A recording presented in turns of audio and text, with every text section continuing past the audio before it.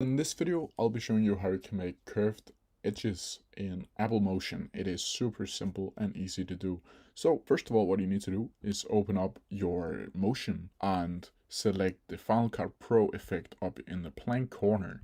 Then from here, you can select the preset as 4K Ultra HD or select one of which you edit in. Then frame rate, you can select that to 23.98 FPS. And the duration, you can select that to whatever time you want. Then from here, you just need to click open until this pops up. Then from here, you need to go down and make a triangle.